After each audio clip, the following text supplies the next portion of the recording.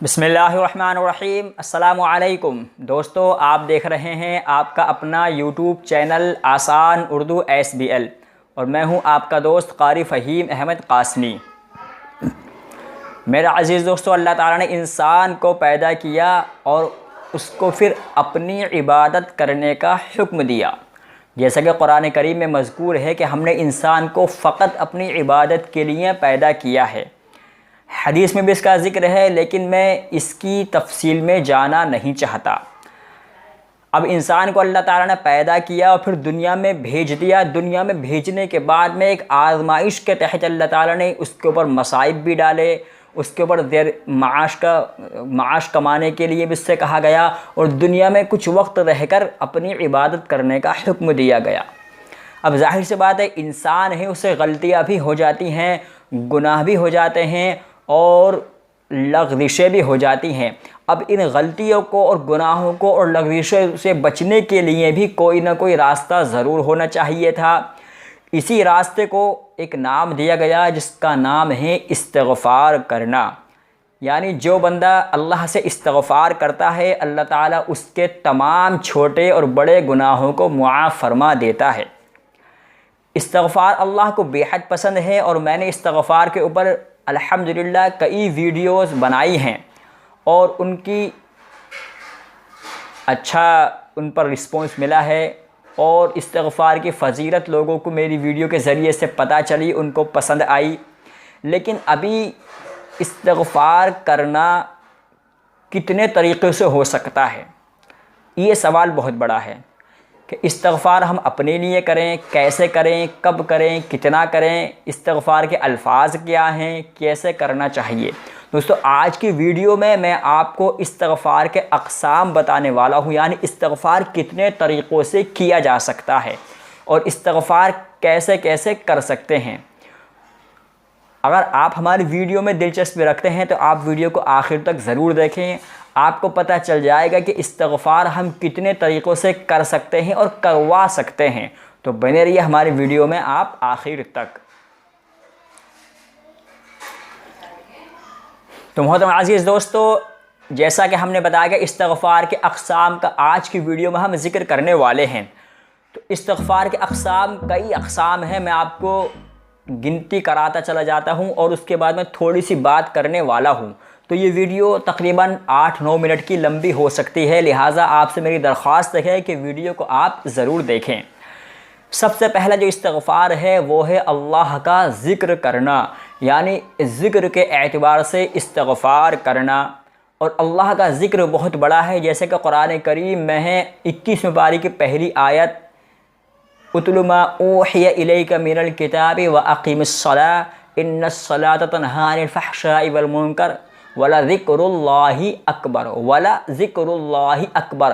اور آپ کہہ دیجیے کہ اللہ کا ذکر بڑی چیز ہے۔ تو آپ ایک جو طریقہ ہے استغفار کا وہ یہ ہے کہ آپ استغفار اللہ کے ذکر کے طور پر کر سکتے ہیں، یعنی آپ اللہ کا ذکر کریں۔ اور بہترین انسان وہ ہیں، حدیث پاک میں ارشاد فرمایا گیا کہ بہترین انسان وہ ہے جن کی زبانیں اللہ کے ذکر سے تر و تازہ رہتی ہیں، اور اس انسان کو بہترین کہا گیا کہ وہ بہترین انسان ہے جس کو زبان ذکر کرنے والی مل جائے۔ تو آپ ایک طریقہ یہ ہے کہ استغفار کا، کہ استغفار آپ اللہ کے ذکر کے طور پر کریں، ایک طریقہ ہوا۔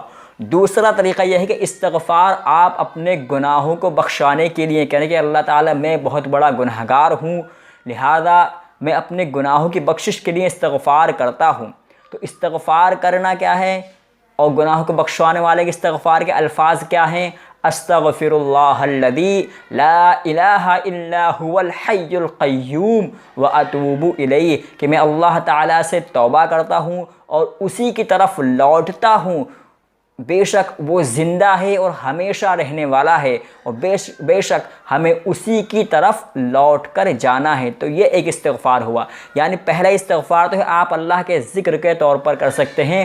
دوسرا استغفار یہ ہے کہ آپ اپنے گناہوں کو بخشوانے کے لیے استغفار کر سکتے ہیں۔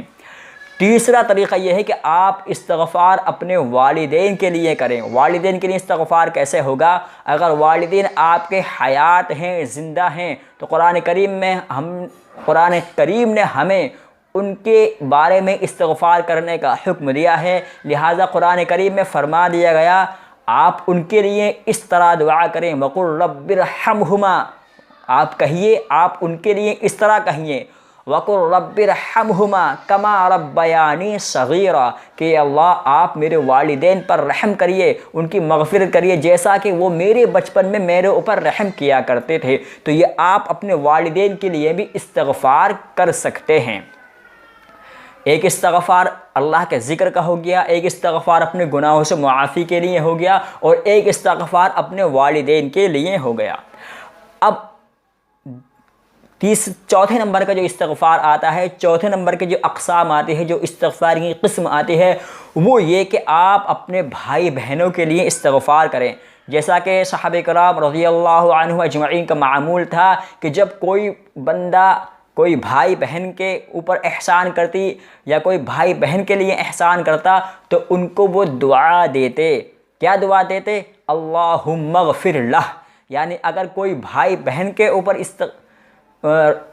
رحم کرتا اور اس کے اوپر احسان کرتا تو بہن اس کو دعا دیا کرتی، اللہم اغفر لہ، اے اللہ میرے بھائی کی مغفرت فرما۔ اسی طرح اگر کوئی بہن بھائی کے اوپر احسان کرتی اور بھائی کا کوئی کام بنا دیتے تو صحابہ کرام رضی اللہ عنہم اجمعین اس کو دعا دیتے اور اس طرح کلمات کہتے، اللہم اغفر لہا، اے اللہ تو میری بہن کی مغفرت فرما۔ تو یہ بھی ایک استغفار کی قسم ہے کہ آپ اپنے بھائی بہنیں کو استغفار کے لیے دعا دیں۔ اللہم اغفر لہ تو مردوں کے لیے ہیں، اور اللہم اغفر لہا یہ عورتوں کے لیے ہیں۔ تیسرا استغفار کیا ہے کہ آپ تمام انسانوں کے لیے استغفار کریں، آپ تمام انسانوں کے لیے استغفار کریں، اپنے بھائی کے لیے استغفار کریں، بہن کے لیے استغفار کریں، والدین کے لیے استغفار کریں، پڑوسیوں کے لیے آپ استغفار کریں، تمام امت مسلمہ کے لیے استغفار کریں۔ اس کا طریقہ یہ ہے کہ آپ ان کے لیے یہ کلمات کہیں، اللہم اغفر لہا، اللہم اغفر لہم، اللہم اغفر لہم، یعنی آپ مردوں اور عورتوں کے لیے بھی استغفار کر سکتے ہیں، اور دوسروں سے بھی آپ اپنے لیے استغفار کرا سکتے ہیں کہ بھائی اللہ تعالیٰ آپ میرے لیے استغفار کریں۔ آج کل ہمارے معاشرے کا یہ معمول ہے کہ ہم دعا کے لیے تو کہہ دیتے ہیں کہ بھائی آپ ہمارے لیے دعا کرنا، دعائے خیر میں یاد رکھنا، لیکن کوئی یہ نہیں کہتا کہ بھائی میرے لیے استغفار کرنا کہ اللہ تعالیٰ میرے گناہوں کو معاف کرے۔ حضرات صحابہ کرام رضی اللہ عنہم اجمعین اور ہمارے اکابرین و اسلاف کا یہ معمول رہا ہے کہ جب وہ کسی سے ملاقات کرتے تو سلام کرتے، اور جب اس سے رخصت ہوتے تو ان سے دو چیزوں کی درخواست کرتے، حضرات صحابہ کرام رضی اللہ عنہم اجمعین اور ہمارے اکابرین و اسلاف کرام۔ جب وہ کسی سے بچھڑتے تو ان سے کہتے کہ میرے لیے دعا کرنا، اور دوسرا کہ میرے لیے مغفرت طلب کرنا۔ اس کے کلمات کیا ہیں؟ اللہم اغفر للمؤمنین والمؤمنات والمسلمین والمسلمات، کہ آپ اس طرح استغفار کر سکتے ہیں، اللہم اغفر للمؤمنین والمؤمنات والمسلمین والمسلمات، تو آپ اس طرح بھی استغفار کر سکتے ہیں۔ اپنی اولاد کے لیے آپ استغفار کیسے کریں گے؟ اپنی اولاد کے لیے آپ استغفار کیسے کریں گے؟ اس کا قرآن کریم نے ہم کو بہت اچھے انداز میں بتایا ہے، جو حضرت ابراہیم علیہ السلام کا ذکر ہے، رب اجعلنی مقیم الصلاۃ ومن ذریتی ربنا وتقبل دعاء ربنا اغفر لی ربنا اغفر لی ربنا اغفر لی۔ یہ کلمات میں اس لیے دہرا ہوں کہ یہاں پر حضرت ابراہیم علیہ السلام نے اپنی اولاد کے لیے استغفار کیا، ربنا اغفر لی ولوالدی وللمؤمنین یوم یقوم الحساب۔ تو آپ اپنی اولاد کے لیے بھی اس طرح استغفار کر سکتے ہیں۔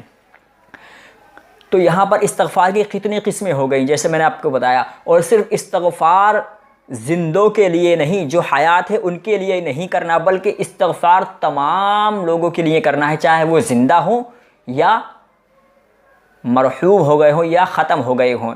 مرحومین کے لیے استغفار کیا ہے؟ مرحومین کے لیے استغفار سب سے بہترین استغفار جو ہے وہ یہی جو میں نے ابھی بتایا، اللہم اغفر للمؤمنین والمؤمنات والمسلمین والمسلمات الاحیاء منہم والاموات۔ اس طرح کے کلمات آپ اس کو دہرا سکتے ہیں، یعنی اے اللہ تم مغفرت فرما تمام مؤمنین کی، مؤمنات کی، جو زندہ ہوں حیات ہوں، مسلمین کے مسلمان جو زندہ ہوں اور حیات ہوں، اللہم اغفر للمؤمنین والمؤمنات والمسلمین والمسلمات الاحیاء منہم والاموات، یعنی جو لوگ زندہ ہیں ان کی بھی مغفرت فرما، اور جو لوگ دنیا سے رخصت ہو گئے ہیں، خواہ وہ ہمارے والدین ہوں، ہمارے دادا ہوں، ہمارے پڑوسیوں میں سے کوئی جا چکا ہو، تو ان کی بھی مغفرت فرما۔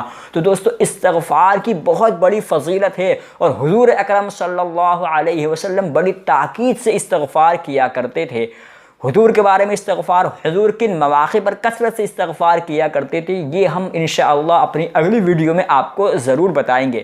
آج کی ویڈیو میں ہم نے آپ کو استغفار بتایا۔ سب سے پہلے استغفار آپ اللہ کے ذکر کے طور پر استغفار کریں، دوسرا اپنے گناہوں کے معافی کے لیے آپ استغفار کریں، تیسرا اپنے والدین کے لیے آپ استغفار کریں، چوتھا اپنے بہنیں اپنے بھائیوں کے لیے استغفار کریں، پانچواں بھائی اپنی بہنوں کے لیے استغفار کریں، اور چھٹا انسان کسی دوسرے سے اپنے لیے استغفار کرانا، ساتواں اپنے مؤمنین مؤمنات جو دنیا میں جتنے بھی انسان ہیں ان کے لیے استغفار کرنا جو حیات ہیں، اور آٹھواں ان کے لیے استغفار کرنا جو ہمارے مرحومین ہیں جو ختم ہو چکے ہیں، ان کے لیے استغفار کرنا۔ اور میرا عزیز دوستو، حدیث پاک میں ایک چیز یہاں پر یاد مجھے آ گئی، حدیث پاک میں ہے کہ جب اللہ کا بندہ مؤمنین مؤمنات کے لیے استغفار کرتا ہے، حضور صلی اللہ علیہ وسلم فرماتے ہیں جب بندہ کسی مؤمن اور مؤمنات کے لیے استغفار کرتا ہے، بندہ انسانوں کے لیے استغفار کرتا ہے، مؤمنین اور مؤمنات اور مسلمین مسلمات، تو جتنے دنیا کے اندر مؤمنین مؤمنات مسلمین مسلمات حیات ہوتے ہیں، ہر ایک کے بدلے میں اس کو ایک نیکی ملتی ہے۔ تو دوستو کتنا بڑا اجر ہے، ہزاروں لاکھوں کروڑوں مسلمین ہیں، کروڑوں مسلمات ہیں، کروڑوں انسان دنیا کے اندر موجود ہیں جو ایمان والے ہیں، ہر ایک کے بدلے میں اگر ایک نیکی ملے تو اس میں کیا خسارے کی بات ہے۔ تو دوستو استغفار کی بہت بڑی فضیلت ہے، اور بڑی حدیث میں اس کی فضیلتیں آئی ہیں۔ ویڈیو لمبی ہو جائے گی، لیکن میں آگے بھی آپ کو اس کے بتا سکتا ہوں، جس کی وجہ سے بہت زیادہ ویڈیو لمبی ہو جائے گی۔